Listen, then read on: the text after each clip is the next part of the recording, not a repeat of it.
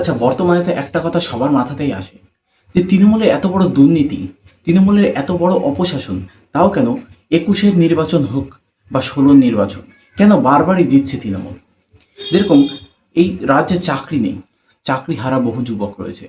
যেমন অনেক শ্রমিক রয়েছে যারা এই রাজ্যে কাজ না পেয়ে অন্য রাজ্যে যাচ্ছে, দিল্লি, গুজরাট, আরও অনেক রাজ্যে যাচ্ছে, মধ্যপ্রদেশ, এরকম রাজ্যে যাচ্ছে। পশ্চিমবঙ্গে জিডিপিটাও তেমনটা ভালো নেই, যতটা হওয়ার কথা।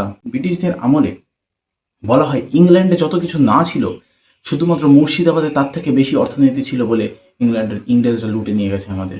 কিন্তু তাও কেন তৃণমূলই বারবার জিতছে? এর একটা জিনিস থাকতে পারে, একটা ফ্যাক্টর থাকতে পারে, বিজেপিতে ভোট দেওয়ার লোক আছে।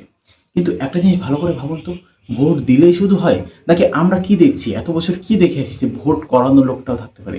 তৃণমূলের যে সংগঠনটা রয়েছে সেই সংগঠনটা সত্যি ভালো, কিন্তু কতটা ভালো সেই জিনিসটা দেখতে হবে। বিজেপির যেরকম ভোট দেওয়ার লোক রয়েছে, কিন্তু তৃণমূলে সেটা থাকলেও ভোট করানোর লোকটা কিন্তু তৃণমূলের সবচেয়ে বেশি রয়েছে। এটা হচ্ছে তৃণমূলের সবচেয়ে বড় ফ্যাক্টর। তার থেকে বড় কথা, এই যে মমতা ব্যানার্জি যেখানে যে কথা বলেন, অভিষেক ব্যানার্জি যেখানে যে কথাটা বলে, সেই কথাটা মাঝে মধ্যে ভাইরাল হয়ে যায়। হাম্বা হাম্বা রাম্বা রাম্বা কাম্বা কাম্বা। সেই জন্যই এটা হতে পারে এটা সব থেকে বড় ফ্যাক্টর তৃণমূলকে জেতানো।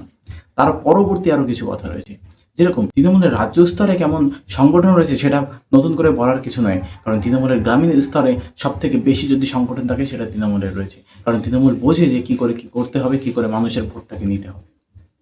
দ্বিতীয় কথা, চাকরি নেই, শিল্প নেই, কলকারখানা নেই, কোনো কিছু নেই, কিন্তু তাও তৃণমূল কোথা থেকে না কোথা থেকে লক্ষ্মীর ভাণ্ডার, যুবসাথী, কন্যাশ্রী, সবুজ সাথী, আরও বহু কিছু দিচ্ছে। যেমন লক্ষ্মীর ভাণ্ডার দিচ্ছে, এর মধ্যে থেকে লক্ষ্মীর ভাণ্ডার হয়তো আমাদের যে নিম্ন মধ্যবিত্ত বা মধ্যবিত্ত পরিবারে এতটা ফ্যাক্টর পড়ে না, কিন্তু কোথায় পড়ে? ফ্যাক্টর পড়ে এখানেই, যেখানে বাড়িতে 4টে মানুষ রয়েছে বা 3টে মানুষ রয়েছে, বাড়িতে বৃদ্ধা মা বাবা 2জন রয়েছে। এবার সেখানে স্বাস্থ্যসাথী কার্ডটা হলো 1,500 টাকা, 2,000 টাকা বা 1,700 টাকা করে একটা বাড়ির মহিলা পাচ্ছে। ওটা মাস শেষে একটা টাকা যদি দোকানে গিয়ে কোনো কিছু কিনতে যায়, অ্যাকাউন্টে যদি 200 টাকা ঢোকে, তাহলে সেখানে কেনার মানটা একটু বেশি বেড়ে যায়। সেই জন্য এটা হতে পারে একটা ভোট কেনার একটা বড় ফাঁদ। যেদিনকে ভোট ঘোষণা হলো, ঠিক 4টের সময় যখন ভোট ঘোষণা হবে, 3টে 5 যখন বাজে, তখন মমতা ব্যানার্জি ডিএ দেওয়ার ঘোষণা করলেন। তার পরবর্তী কথা, মমতা ব্যানার্জি এটা ভালো করে বোঝেন কোথায় কি করতে হবে, কোথায় কি না করতে হবে। এটা তাদের দলীয় সংগঠনটাও বোঝে। কোথাও যদি কোনো কোন্দল দেখা যায়, বড় কোনো কোন্দল দেখা যায়, তখন মমতা ব্যানার্জি নিজের সামনে এসে বলেন যে আমি এই দলের নেত্রী, আমাকে দেখে ভোটটা দিন, আমাকে মুখ্যমন্ত্রী বানাবেন। কিন্তু বিজেপির একটা জিনিস ঠিক ঠিক কি এখানে নেই, কারণ 11 পরে 16 নির্বাচন হোক, তারপর 2019-এর নির্বাচন হোক, 2024-এর নির্বাচন হোক বা 26-এর নির্বাচন হোক, বিজেপি কখনোই প্রধান মুখ হিসাবে কাউকে দেখাতে পারেনি যে এ মুখ্যমন্ত্রী হবে। শুধু এটা বলে যে আপনারা ভোট দিন, আপনাদের থেকেই কাউকে মুখ্যমন্ত্রী করা হবে। কিন্তু কাকে করা হবে সেটা কিন্তু একটা বড় ফ্যাক্টর পড়ে। সেই জন্য হয়তো তৃণমূল এখান থেকে সব থেকে বেশি এগিয়ে যায়। কিন্তু তৃণমূলের আরও কিছু খারাপ জিনিস রয়েছে, এরকম দলীয় সংগঠনটাতেও কিছুটা কোন্দল রয়েছে যে একে কেন টিকিটটা দেওয়া হলো, আমি কেন পেলাম না, এটা নিয়ে কিন্তু এটা বিজেপিতে রয়েছে, তৃণমূলে রয়েছে।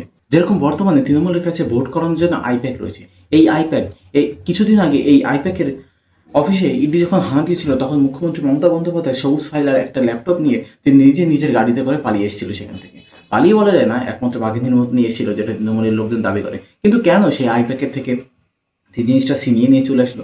বিজেপি আমাদের জন্য কোনো ভালো কাজ করবে না, এটা তৃণমূল ভালো করে বোঝাতে পেরেছে বাংলার মানুষ। ভোট হওয়ার আসার আগে, ভোটের আবহাওয়া শুরু হওয়ার আগে জানুয়ারি মাসে ডিক্লেয়ার হয়ে গেল যে যুবসাথী পাওয়া হবে। এই যুবসাথীতে কি হবে, 1500 করে টাকা দেওয়া হবে, মানে প্রতিদিনে 50 টাকা করে দেওয়া হবে।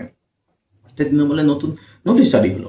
কিন্তু এই নোটিশের পরেই যে বহু যুবক যারা বর্তমানে কর্মসংস্থান নেই, কর্মসংস্থান তো নেই, এটা ঠিক কথা, কারণ বর্তমানে তৃণমূলের শাসন হোক বা যেখানেই হোক, কোনো চাকরি নেই। তৃণমূল হোক, বিজেপি হোক, যেখানেই হোক, চাকরি নেই। এই চাকরির কথাটা বর্তমানে যেখানে ইস্যুতে উঠে যাচ্ছে, এসএসসি নিয়োগ হোক বা বর্তমানে সিএইচএসএল বা সিজিএল যে নিয়োগটা হোক, বর্তমানে কোথাও কোনো চাকরি নেই। যেখানে প্রধানমন্ত্রী নরেন্দ্র মোদী বলেছিলেন যে 2 কোটি চাকরি দেওয়া হবে বছরে, সেই 2 কোটি চাকরিটা কোথায়? 2014 পর থেকে আজ 26, তার মানে 12 বছর, 12 দুগুণে 24 কোটি লোকের চাকরি দেওয়ার কথা হয়েছিল। যদি 24 কোটি চাকরি দেওয়া হতো, তাহলে এমন বেকার যুবক থাকতো না যারা চাকরির জন্য ঘোরাঘুরি করছে। তখন মানুষ কোনো ব্যবসায় নামতো, কারণ সবাই যদি চাকরি করে ব্যবসাটাও দেখার দরকার ছিল, কারণ তখন একটা বেকারত্ব কমতো। কিন্তু সেই জিনিসটা নেই এখন, সেই জিনিসটা এখন কেউ নেই, কেউ বলতে চাইছে না এখন, কারণ মানুষকে এখন যে সরকারই আসুক, সেই সরকারই বর্তমানে আমাদের বন্ধ করে রাখতে চাইছে, যে মানুষের শিক্ষার আলোর দিকে নিতে চাইছে না, কর্মসংস্থান দিতে চাইছে না।